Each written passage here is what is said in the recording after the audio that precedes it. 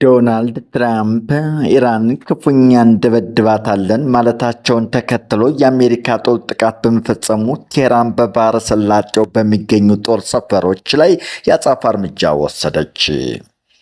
የአሜሪካ ማዕከላዊ ዕዝ ሴንታኮም ፕሬዚዳንት ትራምፕ ኢራን ጦርነቱን ለማቆም የሚያስችል ስምምነት ለመቀበል ብዙ ጊዜ ፈጀች ካሉ በኋላ ለተከታታይ 2 ቀናት ራስን የመከላከል ጥቃቶች መፈጸሙን አስታውቋል። የሊባኖስ ጥቃት ቀጥሏል። ቢያንስ 17 ሰዎች ተገድለዋል። የሊባኖስ መገናኛ ብዙሃን እንደዘገቡት እስራኤል በደቡብ ሊባኖስ በፈጸመቻቸው ተከታታይ የአየር ጥቃት ቢያንስ 17 ሰዎች ተገድለዋል። በታየር ዳባክ ከተማ ብቻ በተፈጸመ ጥቃት የ9 ሰዎች ሕይወታቸውን ሲያጡ በዮዳር ቃኖኤል ነሃር አቅራቢያ በተካሄደ 2 የአየር ድብደባዎች ሌሎች 3 ሰዎች ተገድለዋል። በሲዲቃን አካባቢም 2 ሰዎች ሲሞቱ በሲዶን ከተማና በማስኮን አልሻቢያ በተፈጸሙ ጥቃቶች 3 ተጨማሪ ሰዎች መገደላቸው ተገልጿል። በሌላ በኩል በኢራን የሚደገፈው ሂዝቦላ በእስራኤል ወታደሮች ላይ ተጨማሪ ጥቃቶች መፈጸሙን ገልጾ በደቡባዊ ሊባኖስ ያለውን ተጽዕኖ እያስቀጠለ መሆኑን አስታውቋል። እስራኤል በሂዝቦላ ላይ በምታካሄደው ዘመቻ እንድታቆም ካሁኑ የቀረበላትን ጥሪ ውድቅ አድርጋለች። በተመሳሳይ የኢራን መሪዎች ለጦርነቱ መፍትሄ የሚፈልግ ማንኛውም ስምምነት ሊባኖስ እንዲያካትት ጥያቄ አቅርበዋል። ይህም ከአሜሪካ ጋር የሚደረጉ ዲፕሎማሲያዊ ውይይቶችን እያወሳሰበ መሆኑ ተገልጿል። የሊባኖስ ሚዲያዎች እንደሚያስረዱት የእስራኤል የአየር ድብደባ፣ የከባድ መሳሪያ ጥቃቶች በደቡባዊ ሊባኖስ በሚገኙ ከተሞች፣ መንደሮች ላይ ቀጥለዋል። እስራኤል በበኩሏ በታየርና በሌሎች የደቡባዊ ሊባኖስ አካባቢዎች ውስጥም ሂዝቦላ የሚጠቀምባቸውን መሰረተ ልማቶችና የጦር መሳሪያ ማከማቻዎችን ማጥፋቷን ገልጻለች። ውድ ቤተሰቦችን በእስራኤልና በሂዝቦላ መካከል የሚካሄደው ግጭት ውስጥ በደቡባዊ ሊባኖስ የተፈጸሙ የአየር ጥቃቶችን እንተንትናለን።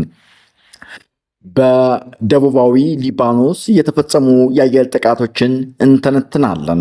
እስራኤል ሂዝቦላን ከምድረ ገጽ ለማሰረዝና አቅሙን ለማዳከም ጥቃቶችን እንደቀጠለች ነው። በዚህ ጥቃት የሰብአዊ ቀውስ፣ የንጹሐን ሰዎች ሞትና የመሰረተ ልማት ውድመት እየደረሰ ነው። የዚህ ግጭት መሰረቱ ኢራን ሂዝቦላን በመሳሪያ በወታደራዊ ድጋፍ እያገዘች ነው ከሚል ይመነጫል። ሂዝቦላ በኢራን ድጋፍ የሚንቀሳቀስ ታጣቂ ቡድን ነው። በዚህ ምክንያት የመካከለኛው ምስራቅ የፖለቲካ ቀውስና ትኩሳት የቀጠናውን መረጋጋት አደጋ ውስጥ ጥሎታል። እስራኤል በ1948 ዓ.ም ነፃ መንግስት መሆኗን እንዳስታወቀች ከዚያ በፊት አካባቢው በብሪቴን የአስተዳደር ብሪቲሽ ማንዴት ፓለስታይን ስር ነበረም። አይሁዶች ይህን ምድር ከጥንት ጀምሮ የታሪካዊና የሃይማኖታዊ መኖሪያቸው አድርገው ያዩታል። ፍልስጤማውያንና ሌሎች ደግሞ የአረብ ሀገራትን ለዘመናት እዛ ኑረዋል። ሂዝቦላህና እስራኤሎች አረቦችን በብዛት ደም ያፋሳቸው የመሬት ጥያቄ አንዱና ዋነኛው ነው። ሁለቱም ወገኖች በተመሳሳይ መሬት ላይ ታሪካዊና ሃይማኖታዊ መብት አላቸው ብለው ያምናሉ። የፍልስጤማውያን ጉዳይ ብዙ ፍልስጤማውያን በ1948 እና 1967 ጦርነቶች ቤታቸውና መሬታቸውን አጥተዋል ብለው ያምናሉ። እስራኤል ዛሬም የህልውና አደጋ ውስጥ ነች ብላ ታምናለች። በዚህ ምክንያት ስጋት አለብኝ ከምትላቸው ኃይሎች ጋር ዛሬም ጥቃት በመሰንዘር ላይ ትገኛለች።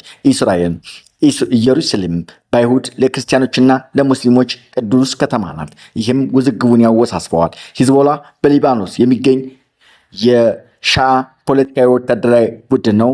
እስራኤልን ይቃወማል፣ ኢራን ደግሞ ይደግፈዋል።